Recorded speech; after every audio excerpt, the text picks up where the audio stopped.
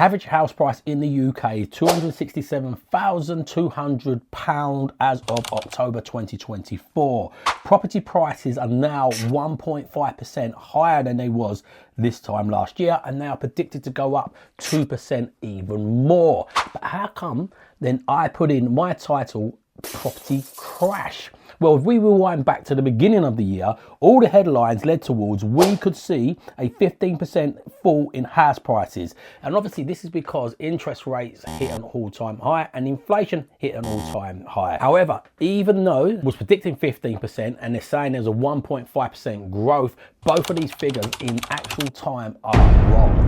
How, you may be wondering? It's because of inflation. When you adjust what the prices are adjusted for inflation, we actually have had a fall in real-time prices. But before you start panicking as a homeowner and an investor, if you own property with debt without too much leverage, this is actually a really good thing. But I will come back to explaining why in just a minute. Let's have a look at this chart here. You can see the UK house prices peaked, then we had a dip as all this inflation come in and interest rates went up, and now they're back on the climb again. This is according to the two big players with statistics, Halifax and Nationwide, the two biggest lenders in the UK. However, unfortunately, the way we measure growth of things is inconsistent because the measurements are out. So like, imagine it like this.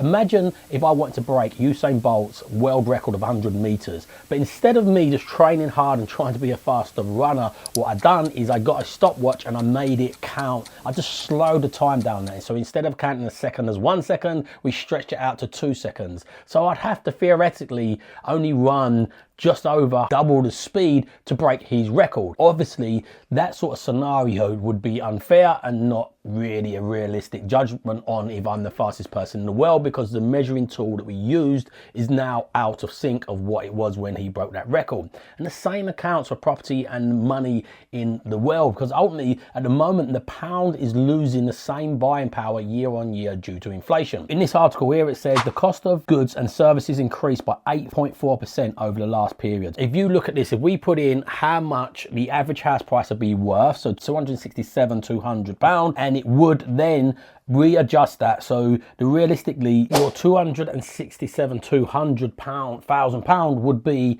on equivalent today, you're going to need £289,631 to buy the same goods and services, because it's saying here that it's gone up 8.4% on average. And if you, in real time, it's probably gone up more. If you look at petrol, like cost of like heating your home, electric and stuff like that. So let's have a look at this chart, adjusted for inflation. If you look on this chart here, the red line is the real house prices, what we see, but the blue line is adjusted for inflation. And we're quite far behind where the house prices are sitting in comparison to where the real line is when you adjust it for inflation. So let me explain how this kind of works. And let's also explain why this is a good thing for property investors, because you might look at this next chart here and you can see this arrow pointing to, we see where it peaked in 2022, and then you see in real time, adjusted for inflation, how far of a dramatic drop we've had. But as a property investor, most homeowners in most cases will use leverage in the form of a mortgage and debt to build out your portfolio or buy a home. So let's have a look at this a bit more about why it's a beneficial thing. So let's imagine these cups represent money, and this glass, this full glass, represents £100,000 what you would buy a property for. Say in 1979 the average prices of properties in London was around 1,800k. But now let's say this water in this glass here represents the amount of money that you put towards acquiring this £100,000 worth of debt. So if you bought this property, or say you took on £100,000 or £75,000 worth of debt with £25,000 of your money, but now let's say this is the value of the pound when you've done that in 1986. Now let's fast forward to 2024, and your proportion of that money is in proportion equivalent of this, because ultimately you need more money to buy the same goods, but your debt stays the same. So your debt has shrunk in proportion to this. So when you are an investor or a landlord or homeowner, Inflation actually helps you out as long as you're not too leveraged. This is why we talk about the all-weather property portfolio.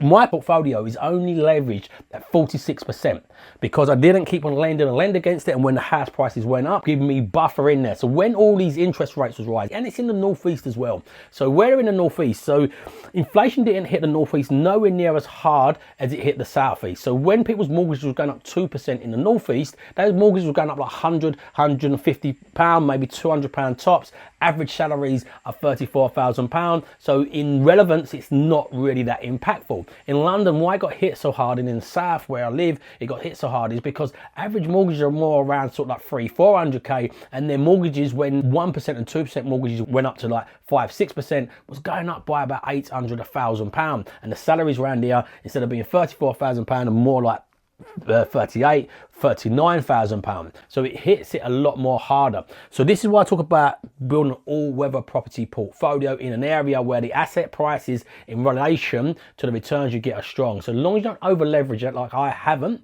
and you've got the buffer in there to ride out these storms up and down, over the long term, this will pay you handsomely, and your debt, like we explained here, is going to constantly be getting shrunk. This will next go into another bigger glass where your debt represents the same amount. Think of it like this. In the 1970s and 1980s, average salaries was around 4k, and house prices were only 1 or 2 times the salary. If you loaned against that back then, what is 4k now? It's 1 month's salary. So in the future, the debt that you might own against this might not be a month, but it might only be 2 months, or might be 3 months of your salary. So that's continually getting shrunk. And this is why property, in my opinion, is the best asset class you can get. You can use leverage to buy. Like go into Lloyd's and say, hey, I want to buy some shares in Lloyd's. I've got £25,000. Would you put £75,000 in? They will say no. But if you go into the bank and say, hey, I want to buy a new property. I've got no experience, but I've got £25,000 what I'd like to put in, but also I'd like all the growth on the full £100,000 of that property. They will say yes, and you get that full £100. So similar again, if you put £100,000 in the S&P 500 and it grows 6% per year on average, then ultimately you only get that on the growth of the £100,000, and you've not got inflation shrinking the debt because you've got no debt against it, and your buying power is always reducing even though your money's going up. So your 6% growth has to outweigh the inflation, otherwise in real time you're at a loss. But with property where you get a rental income, and in this circumstances, this property here, we actually got 17% return on the capital employed. In that area, it's at an average of around 5% growth, and it's predicted to have a similar growth over the next 10 years. So when you add them combined growths per year, alongside the fact that with my same £100,000, I could buy 4 of those properties. I get the full growth on the £400,000 worth of assets. So they're 100k each. That property was just slightly less than that, but just giving you some sort of real visual to give an understanding of that. But I get the growth on the whole portfolio. We don't share that with the bank who's lending us money. And my debt is getting shrunk from inflation, and I'm getting cash flow year on year. So you get paid in 3 different ways with property. The other really advantage thing at the moment is where most people do not understand this. A lot of people are scared to enter the property market at the moment. Navigate it correctly, this is the time to buy. This is a buyer's market. Again, I show you this property here. This is an all money out property deal. But one of my students in my academy sourced and sold on for a 5k fee, and the investor's happy because they've got all their money out, and they've got income, and they've got debt against it for the reasons we said. The person in my academy is happy because they've sold a deal without owning money, without having the money themselves, and then ultimately they've only got to sell 4 or 5 of those deals, and then they're going to be able to put that money into buying their own properties, which is exactly what I did when I grew my own portfolio. Want to learn more about that? I suggest you watch this video here, and make sure you give this page a subscribe and follow if you found that useful.